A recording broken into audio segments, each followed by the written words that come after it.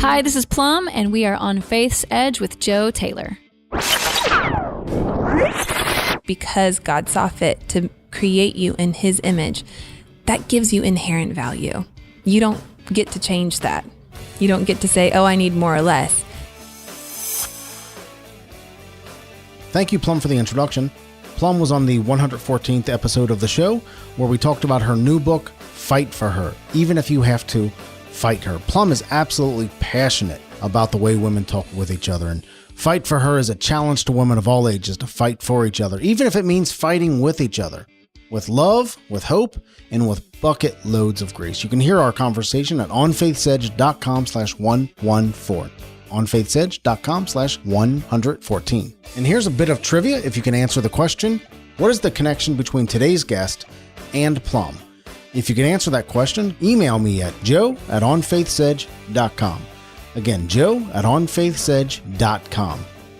Well, welcome to the 120th episode of On Faith's Edge. My name is Joe Taylor, recovering atheist and your servant in Jesus Christ. This is your place to hear conversations about God and living a life of faith in Jesus Christ. In today's show, we are joined by recording artist and author Julianna Zobrist. Notorious for her daring fashion and bold creative perspective, Julianna has been featured in Forbes, Huffington Post, CBS, Fox News, Parade Magazine, Sports Illustrated, and many other publications. In her new book, Pull It Off, Julianna is transparent about her personal struggles to pull off life's challenges, and she reveals the root of our fears as she walks readers through how to maximize our true identities. In today's show, Julianna shares what does it mean to put on confidence, how to avoid being spread too thin, finding your passion versus choosing your passion. We talk about how to pull together your priorities and passions. We discuss her signature phrase, don't should on me, and back that should up. Really funny conversation. And her move from naturalist to true believing Christian. Mother of three, recording artist, fashion muse, speaker, not to say wife of World Series MVP Ben Zobrist. How do you pull it off? That is the question that I get asked most often. And sometimes it's with genuine vibe appreciation, but sometimes it's slightly passive aggressive as well. Yeah. You never really know. But that is why I wrote this book. It's not about fashion. It's not simply about what's putting on your clothes, but it's this idea of using your fear, using this need for approval that I think all of humanity has. Using that, understanding your approval by God, your worthwhileness with Him, the fact that you've been given intrinsic value and worth by God, and then stepping out into the world in courage and in confidence and brilliance.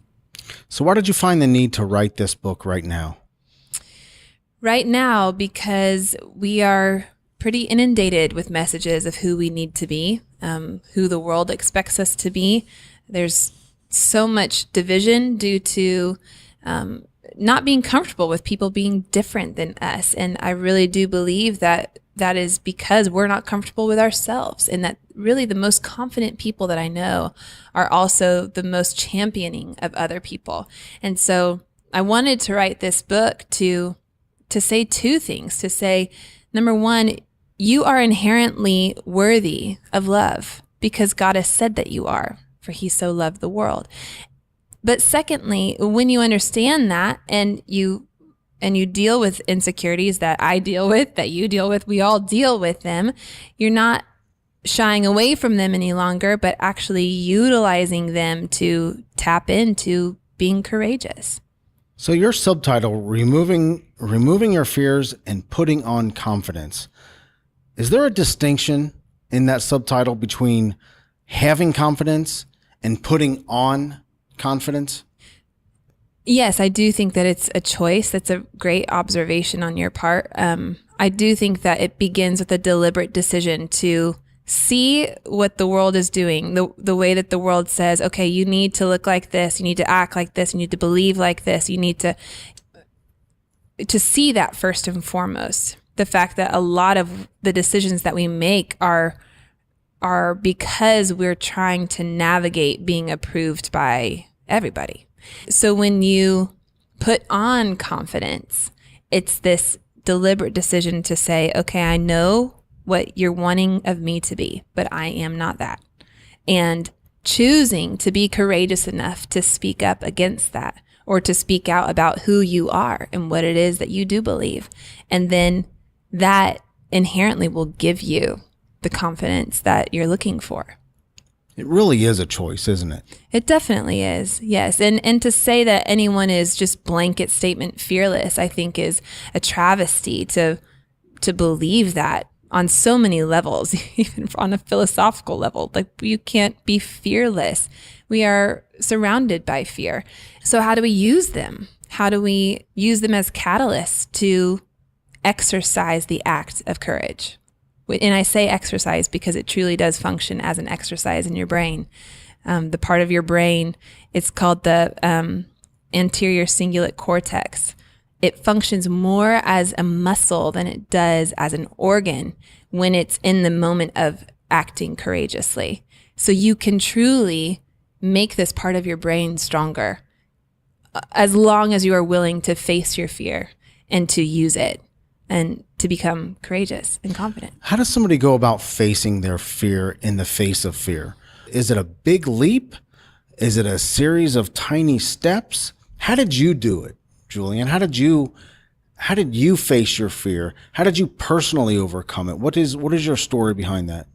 Still overcoming. I think that we're faced with those decisions on a daily basis, but calling it for what it is. Okay, I see that maybe somebody is asking of me to be some certain way, and usually not in straight words. It's more like you walk into a culture or a subculture or a community and you quickly realize that you just don't fit in. There becomes this moment where I would be like, okay, well, I'm going to try and navigate this and figure out what they believe and figure out what is going to make them like me, really, at the end of the day. This obsession with peer pressure and with people pleasing. And I think that we're all subject to that. And so for me, when I realized that I was living my life truly burdened by this and suffocated by this need for the approval of other people, it was, as I said, a deliberate decision. It was small step by small step, being willing to ask myself, why am I feeling what I'm feeling? And it's strange that so often we don't ask that question. We might know what we feel, but we don't know why we feel what we feel. Why do I feel like I need to fit in here? Why do I feel like I want to be liked by them so desperately? And really being able to strip away all of the superfluous things that we live in light of and fundamentally walk in confidence because of the belief that you've been given inherent value and worth because God said that He created you in His image. What advice would you give to that person? Let's face it. When I read off in the beginning of our conversation, mother of three, recording artist, fashion muse, speaker, you're raising a family in the lifestyle, in the shadow of a lifestyle of a Major League Baseball MVP. Right. A lot of travel, a lot of schedules to juggle. What advice would you give to that person trying to pull it off, but they just feel pulled too thin, too tight, and completely out of their wits? Yeah. What advice would you give to that person? Well, I would say, first of all, you're not alone. Busyness is sort of an epidemic that we can be spread too thin. I think my main advice would be to find what is life-giving to you. My husband and I talk about priority and passion, and that number one, we will always prioritize our family, logistically speaking, being with one another, not just in spirit, but physically, geographically in the same spot. So I navigate my schedule around his schedule.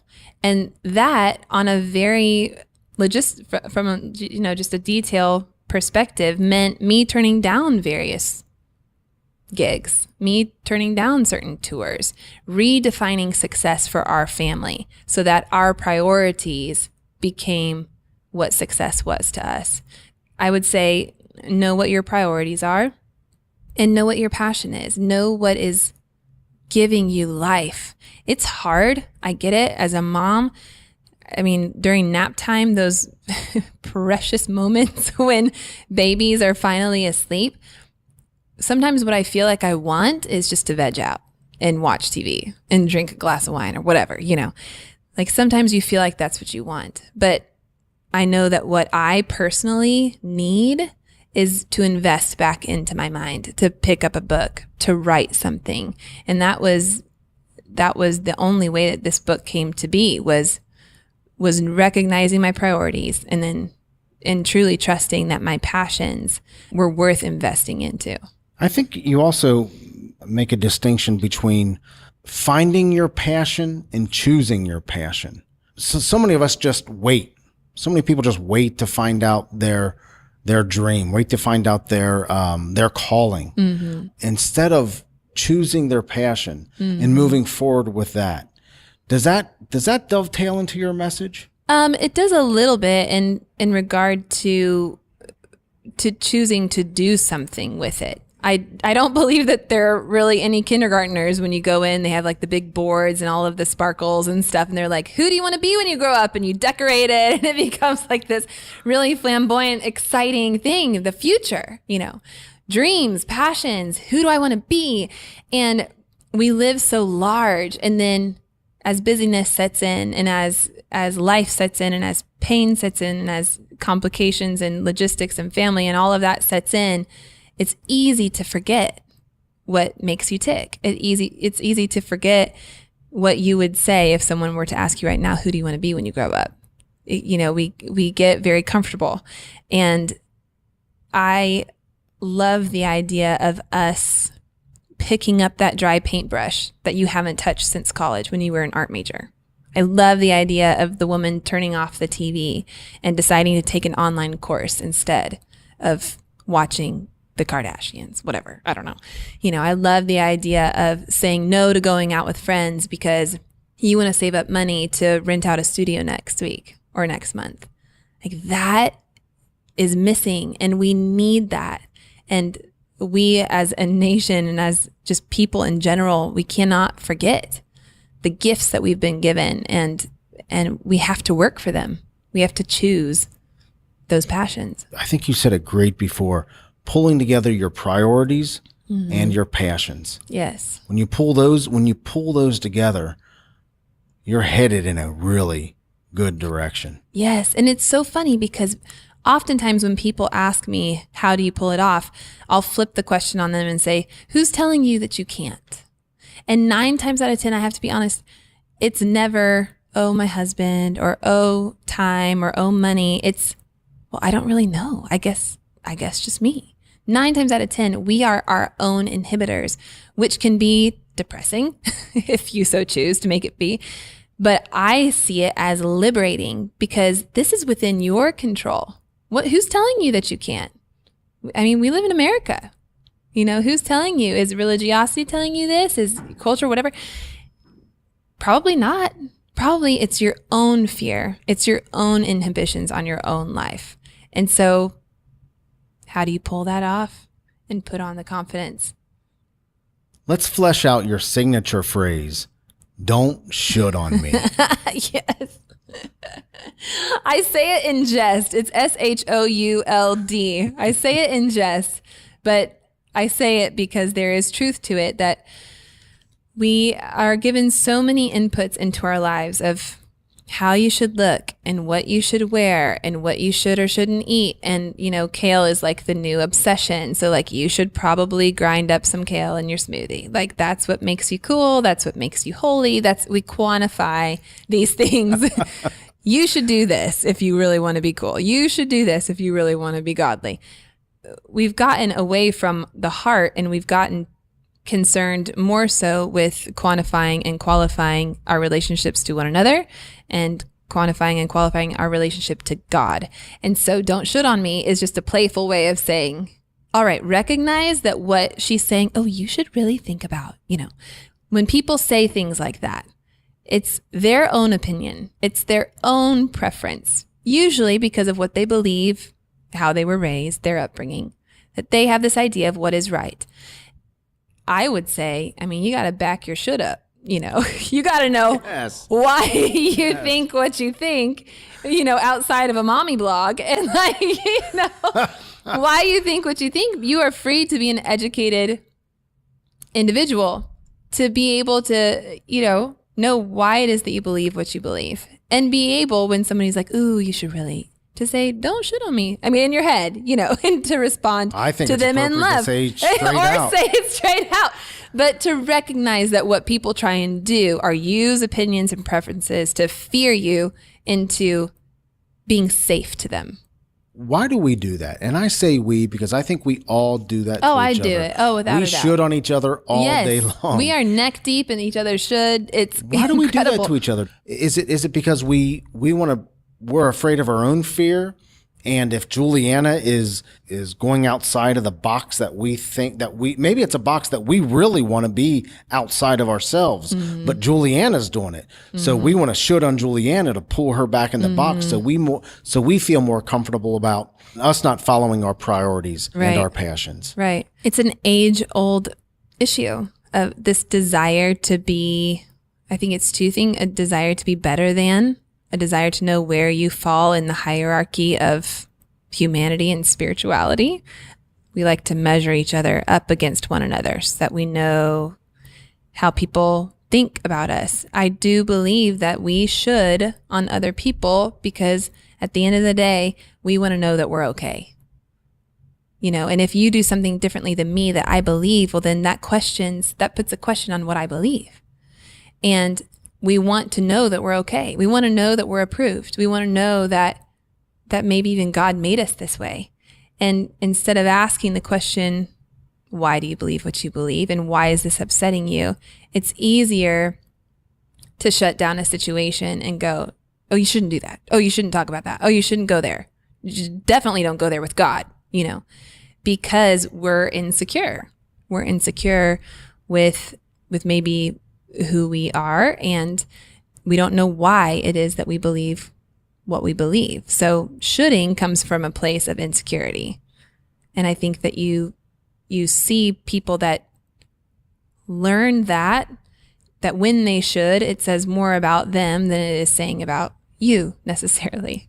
Isn't it crazy, Julianna, that within Christianity, within the Christian culture, where our foundation is forgiveness and grace and acceptance, that we probably do this more than any other block of society. Yes. To each other and frankly to the world. Yeah. Fear will leave us insecure. And if we are afraid that we're going to ask a question that God's never heard, then it will leave us very ignorant, and it will leave us very uneducated. We cannot be afraid to ask God questions. We cannot be afraid to ask of ourselves, to be vulnerable with ourselves, honest with ourselves. There's nothing there that you've thought or in your heart that God's not already seen. The Bible's full of examples of people questioning God, people being ticked off at God. Oh, yes. People saying, God, I don't want to do this. Why do you want me to do this? Right. Or God, I'd like to do this. What Yeah. about this? Yeah. And he's God for his sake. He's not heard a question Right. that hasn't been asked. So let's give him a shot. Yes. Right? Yes. Yeah. Yeah. And it's a misunderstanding, I think, too, of what Christians Christians in general who believe in Jesus and God, it's a misunderstanding of what our role is, I believe. I believe that as Christians, our role is to be image bearers of God himself. So by nature of him saying, I've created man and woman in my image, in the image of God, he created them, male and female. Because he has said that I'm creating you in my image, that's, I believe, his effort at saying, okay, here are the little pictures of myself that I'm going to give to the world. And who amongst us is able to all encompass who God is? Well, nobody. Jesus did that. That's why he had to come, you know? So when we have this expectation on one another as Christians to be everything that God is, then it's an impossible standard. We get consumed with this sort of pretty pretend, masking vulnerability with sarcasm, with shoulding, with pessimism, humor. We mask who we are because I think our expectation is too great. We want to be God.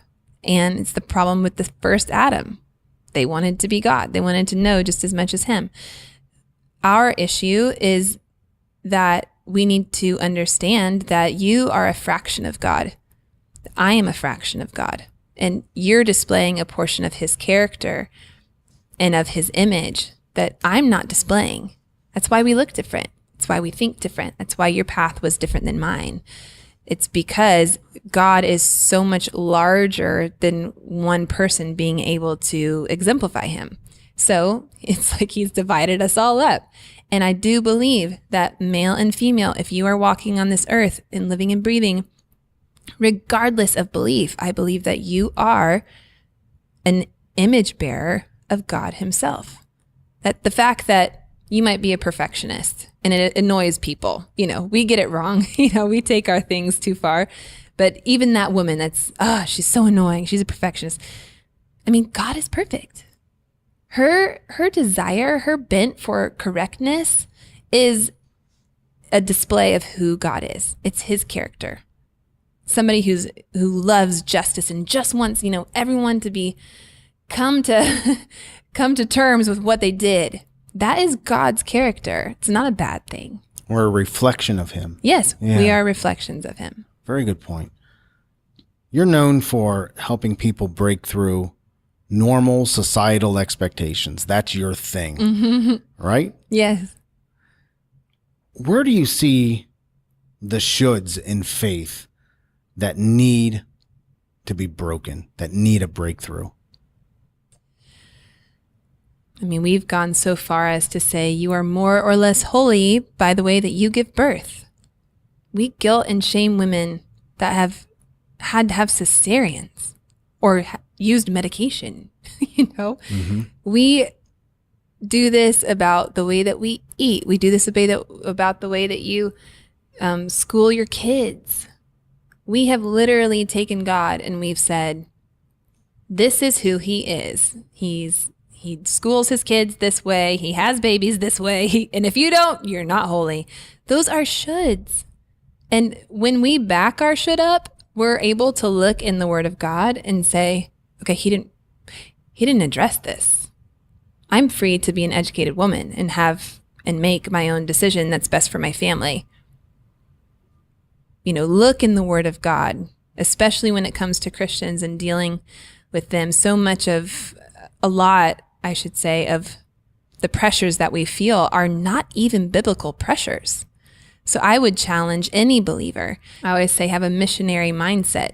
What are you taking over if you were to walk into an indigenous third world country where they don't even have clean water and one woman is nursing 5 babies that are not her own? What are you going to tell her about faith? Are you going to bring up cesarean and the way that you eat and the way that whether or not you put your kids in daycare? No. All of those things that we use to try and quantify and make God attainable, they won't work over there. And none of us would even dare. We would never even dare to go over there and talk about like, oh, you should be really eating kale. We wouldn't dare. Our faith becomes extremely simple when we think of God in a universal and global way. This is so refreshing, Julianna.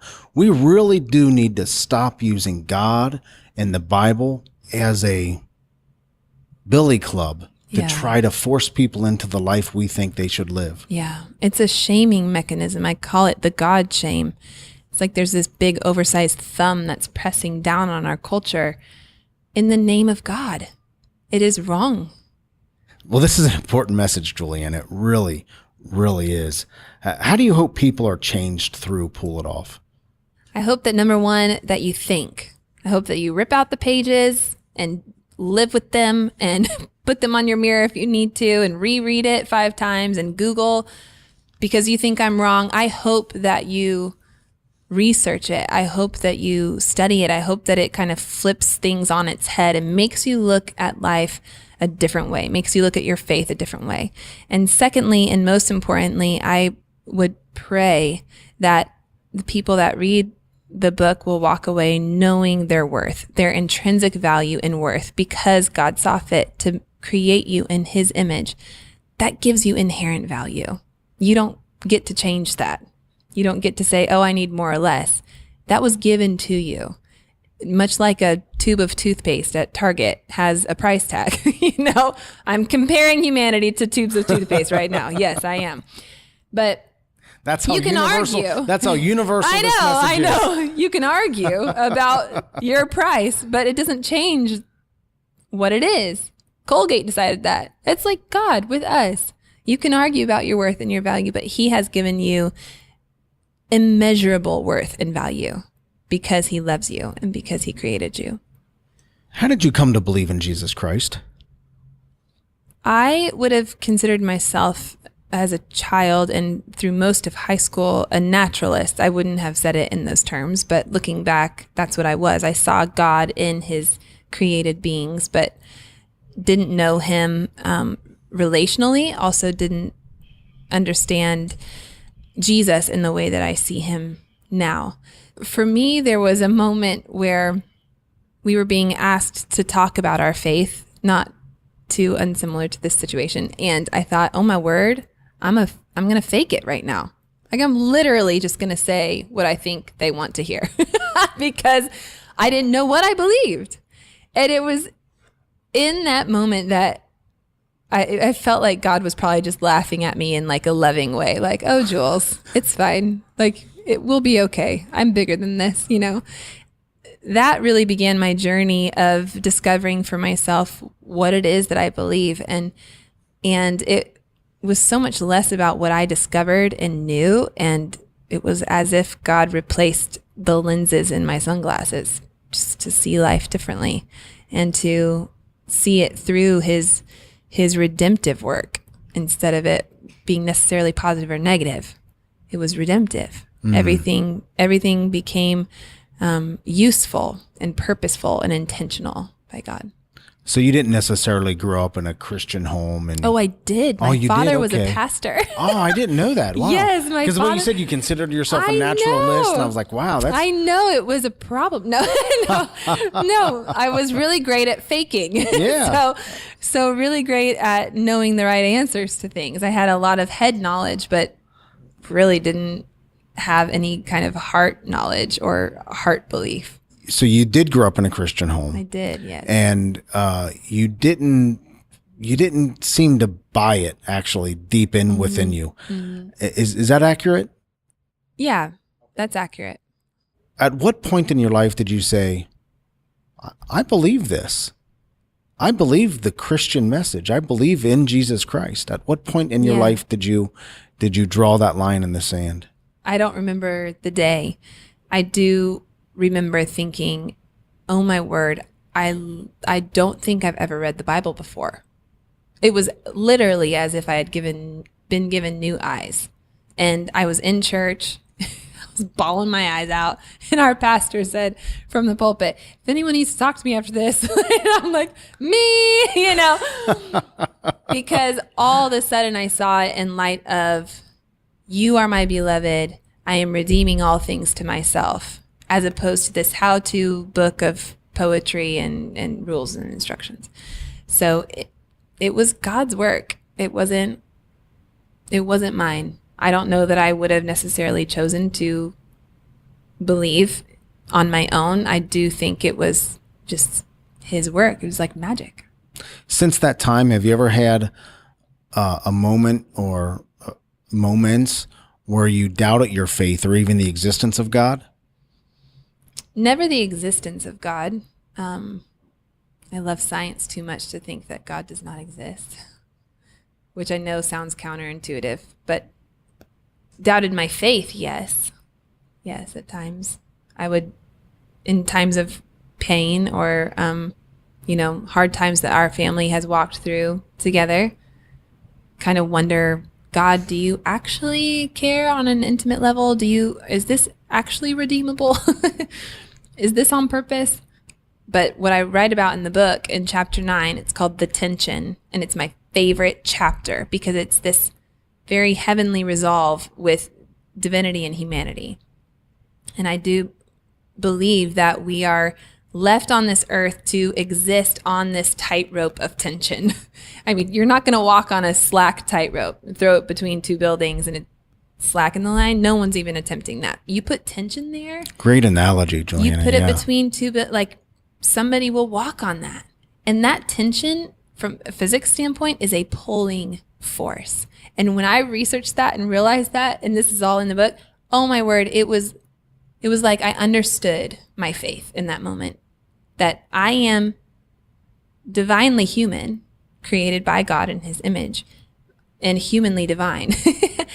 And that we are created to exist on that tightrope. We are created for that tension. We are created for the things that we don't know, that we can't put our finger on, that we can't so easily explain.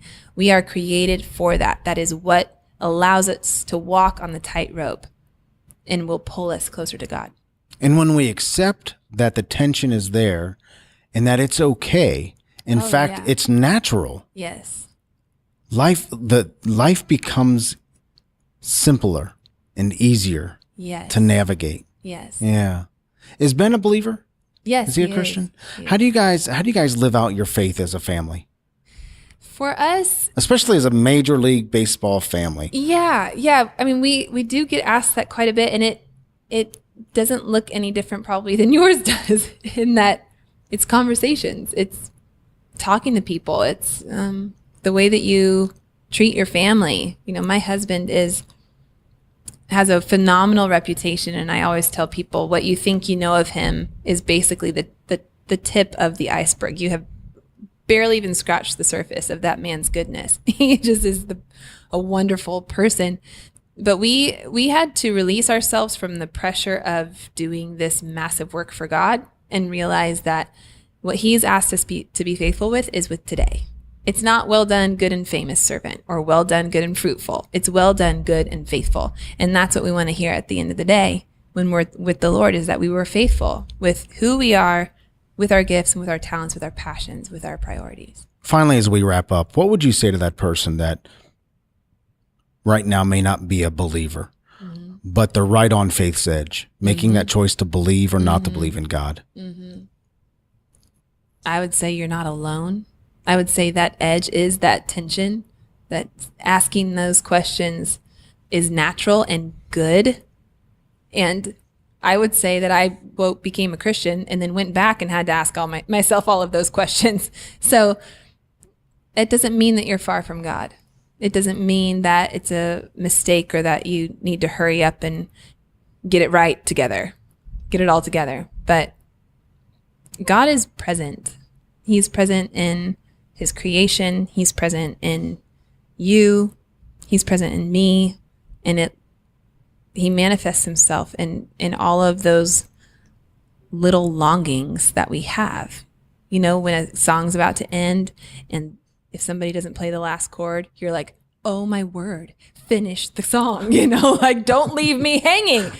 Like that is the faith's edge, you know, it's this longing for resolve, this longing for rest, this like, I feel like I'm almost there. Like if you feel that, you're already there. If you feel that, then it's welcome to being a divine human being, you know, and God is the resolve to that. And sometimes the questions that we have, I don't know that we'll find it here, but we can find rest even in our not knowing. I don't think we can say anything more than that. The book is Pull It Off, Removing Your Fears and Putting on Confidence by Julianna Zobrist. Thank you so much. This message is so important to our culture today. Thanks for hanging out with us. Thank you so much. God bless you. You too. Julianna's website is juliannazobrist.com, and her book, Pull It Off, is available at amazon.com. These links, as well as all the other links, can be found in today's show notes at onfaithsedge.com/120. That's onfaithsedge.com/120. Well, I love bringing you engaging conversations about faith.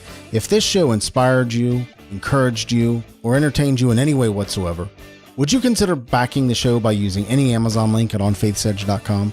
We'll get a modest commission, but it won't cost you a penny more.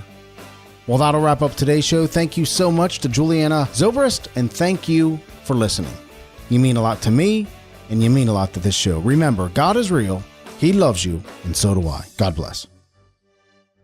Thank you for listening to On Faith's Edge. You can subscribe to the show via iTunes, Stitcher Internet Radio, or your favorite podcast app on Android, Apple, or Windows devices.